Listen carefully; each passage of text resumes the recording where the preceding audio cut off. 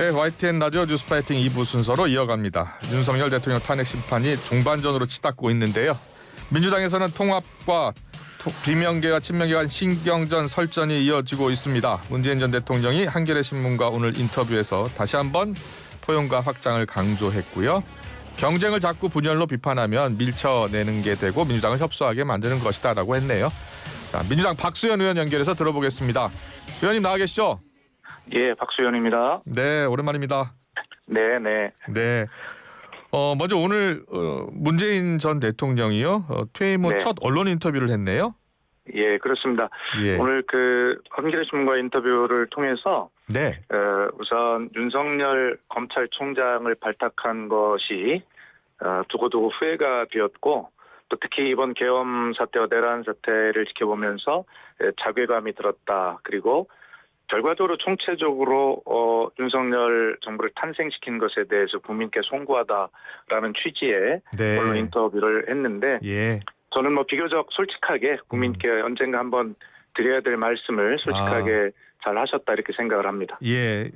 계엄 탄핵 사태를 보면서 자괴감이 들었다라고 얘기했고요. 윤 정부의 탄생, 결국 윤 정부가 탄생하게 된 것에 대해서 국민께 송구하다고 했습니다. 박수현 의원께서는 문정부 때 대변인도 지내시고 또 그래서 문재인 전 대통령의 속내를 더 잘 아실 것 같아요. 예, 그리고 지난 1월 23일 날 제가 평산을 방문했을 때 예. 그런 인터뷰 예정에 관한 말씀을 제가 들었고요. 네. 그랬군요. 비교적 하여튼 솔직하게 그 말씀을 하실 것을 그때 이미 결심이 계셨던 것 같습니다. 그랬군요. 예. 네. 알겠습니다. 오늘 인터뷰가 미리 이제 예고가 됐었군요. 예. 당내 이야기 해보겠습니다. 요즘 당에서 비명계 대선 잠룡들이 이재명 대표의 최근 우클릭 행보나 과거 비명 행사 관련해서 쓴소리를 내기 시작을 했습니다. 유시민 작가는 지금이 그럴 때냐 망하는 길이다라면서 이제 비명계를 좀 비난하고 나선 상황인데요. 어떻게 보고 계세요? 글쎄 제가 평소에 유시민 작가님을 굉장히 존경하고 있는데 네. 그렇게 너무 단도직입적으로 심하게 말씀하신 거 아닌가 하는 생각을 하며 들었거든요. 예. 그러나 그 뜻도 충분히 이해가 됩니다. 예. 그럴 땐 지금 불이 났는데 불을 끄는 데 집중을 해야지. 네. 불 끈 이후에 집을 어떻게 짓느냐 이런 말할 때가 아니다라는 취지의 말씀으로 넓게 알아들어요. 네. 그리고 지금 여러 가지 이제 쓴소리, 비명, 비판 이런 어떤 프레임들이 이제 나오는데 네. 저는 이걸 보면 이런 생각이 듭니다. 부모가 자녀를 훈육하는 것도 스승이 제자를 교육하는 것도 네. 그러면서 혼도 내고 때로는 회초리도 들고 그러지 않습니까? 네. 그것은 다 사랑하기 때문에 하는 것이지 사랑이 없다면 그것은 폭력이겠죠. 그리고 이런 어떤 정부에서 지금은 탄핵을 인용하고 지금 내란을 정리하는 것 이것이 가장 중요한 절대절명의 과제이긴 하지만 네. 이런 어떤 당 내부에 앞으로 대한민국을 어떻게 대개혁할 것인가라고 하는 이런 것을 가지고 이야기를 자연스럽게 나오는 것도 다 같은 취지의 이야기라고 생각을 합니다. 예.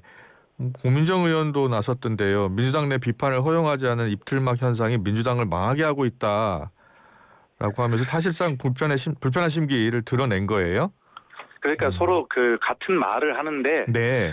그렇게 망하게 한다든가라고 하는 그러한 어떤 좀 과한 언어들은 좀 자제해야 된다고 생각을 해요. 예. 지금은 문재인 대통령도 인터뷰에서 국민께 송구하다고 사과를 하시면서도 지금은 민주당이 통합을 통해서 넓어져야 할 때라는 말씀을 하시지 않습니까? 예. 결과적으로 이 과정, 내란 과정을 빨리 수습하고 새로운 대한민국을 만드는 일로 나가려면 네. 결과적으로 민주당이 넓어지고 확장되어야 하는 것 아니겠습니까? 예. 당연한 것을 가지고 서로 왜 우리 안에서도 그렇게 조금 과한 언어들을 동원해서 같은 이야기를 하고 있는 것인지 좀 안타까운 생각이 들고요. 예. 결과적으로 좀 그것은 분열이나 이런 것이 아니라 네. 결과적으로 같은 이야기를 하고 있는 것이다. 저는 그렇게 말씀드리고 싶습니다. 그렇군요. 예. 일각에서는 탄핵 심판 이후에 조기 대선 가능성을 염두에 두고 나오는 목소리 아니냐. 그래서 지금 비명계가 목소리를 높이고 있는 것 아니냐라는 시각도 있습니다. 거기에 대해서는요? 그러니까 그것은 너무나 자연스러운 일이죠. 네. 결과적으로 불행한 일이지만 탄핵이 인용이 되고 또 이것은 국가적 국민적 아픔 아니겠습니까? 그러나 어쩔 수 없이 받아들이고 네. 바로 어떤 대해서 예. 뭐 서로 준비하고 염두에 두는 것은 당연한 것이나 예. 그러나 지금은 아까도 말씀드렸듯이 집안에 불이 났는데 이 네. 불을 빨리 끄는 것 지금 불을 못 끄게 지금 방해하는 세력들도 있는 것 아니겠어요? 예. 지금 여기에 힘을 모아야 된다라고 하는 취지의 말씀을 드리는 것입니다. 네, 알겠습니다. 청취자 여러분께는 양해의 말씀을 드리겠습니다. 박소연 의원이 지금 KTX를 타고 이동 중에 전화를 하고 있어서 좀 네. 상태가 좋지 않은 점 양해를 부탁드리겠습니다. 그리고 오늘 이재명 대표가 국회 교섭단체 연설에 나서잖아요. 네네. 성장을 강조하고 또 국회의원 국민 소환제를 제안할 것으로 전해지고 있어요. 먼저 네. 이재명 대표가 성장을 강조하고 나선 이유 배경엔 무엇이 있을까요? 글쎄 이제 성장이라고 하는 예. 것은 당연히 우리가 지향해왔던 그런 대한민국 정치 세력과 정당의 공통적인 어떤 지향점이었다고 생각해요. 예. 이게 보수 정당이나 진보 정당이라서 다른 것이 아니라요. 네. 그런 공통점이 있는 것이고요. 또 오늘 뭐 국민 소환제, 이것을 그것을 제안할 것으로 그렇게 지금 질문을 하셨는데 네. 제가 그 내용은 잘 알 수는 없고요. 예. 다만 그 제안을 한다면 예. 이 탄핵 이후에 대한민국을 대개혁하는 그런 중요한 과제 중에 하나라고도 생각을 합니다. 네. 특히 광장의 목소리가 굉장히 중요해진 경험들을 우리는 지금 2016년에도 하고 했고 지금도 하고 있지 않습니까? 예. 그런 어떤 직접 민주주의적인 어떤 경험들이 쌓이면서 왜 지방자치법과 지방교육자치에 관한 법률에 지방자치단체장, 지방의 의원, 교육감에 대한 주민소환은 있는데 왜 국회의원 등 선출직에 대한 국민소환, 주민소환은 없는가라고 하는 자연스러운 목소리들이 나올 수 있죠. 네.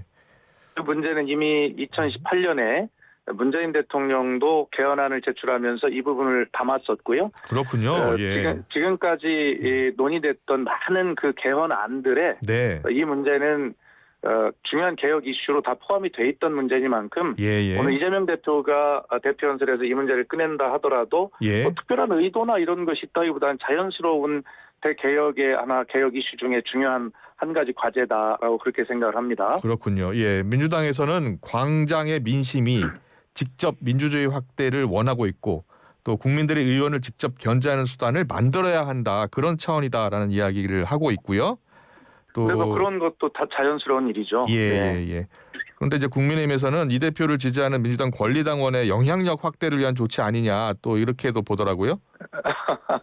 글쎄 그것은 너무 과한 해석 아닐까요? 말씀드렸지만 이미 그런 개혁의 방향으로 여러 개헌안들에 다 담겨있던 내용들이고요. 네. 지금은 사회가 자연스럽게 그런 것들을 원하는 직접 민주적 요소가 강해지는 시기라고 봅니다. 네.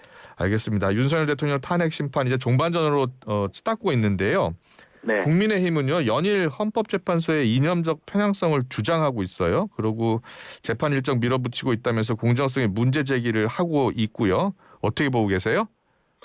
그런 어떤 논리에 주장에 일일이 다 답변하는 것은 그런 어이없는 주장을 더 키워주는 일이라고 생각을 합니다. 이미 국민들은 12.3 비상계엄을 생중계방송 보듯이 전 국민이 증인들이십니다. 그런데 그런 것들을 말꼬리 잡고 그다음에 그 계엄에 참여했던 사령관들, 부하들은 전부 다 구속 기소가 되었는데 본인만 이런 어떤 사법 처리를 피하기 위해서 이렇게 생떼를 쓰고 국민의힘이 거기에 동조하고 하는 이 자체가 국가를 사회를 혼란시키는 중요한 요인이 되고 있습니다. 그런 어떤 작은 생트집들에 일일이 답변하는 것은 오히려 그런 생트집들을 더 키워주는 꼴밖에 되지 않는다라고 하는 그런 생각이 듭니다. 그렇군요. 국민의힘 이야기 좀 더 해볼까요? 국민의힘 윤상현, 김민전 의원이 윤 대통령 면회를 갔잖아요. 오늘은 김기현 전 대표, 추경호 전 원내대표가 윤 대통령을 접견한다고 합니다. 이런 모습을 어떻게 보고 계세요? 그러니까 이분들이 하시는 말씀은 공통점이 하나가 있어요. 뭐죠? 그 앞에 뭐라고 붙으냐면 12.3 비상계엄은 잘못한 일이고 찬성하지 않지만 딱 여기까지 하나 붙여요.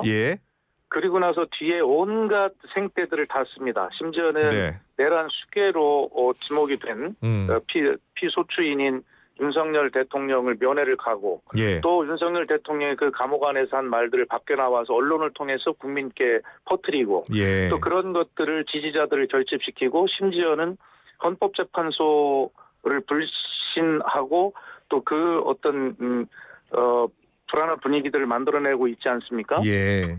결과적으로 국민의힘이 예. 건강한 보수 정당으로서 기능하고 있는가? 또 이 주요 정치인들이 과연 왜 이런 무리수를 두고 있는가라고 하는 것은 이미 탄핵은 인용된 기정사실로 보고 예. 그 이후에 작은 국민의힘의 당권이라도 주기 위한 예. 그리고 혹시 있을 조기 대선에 네.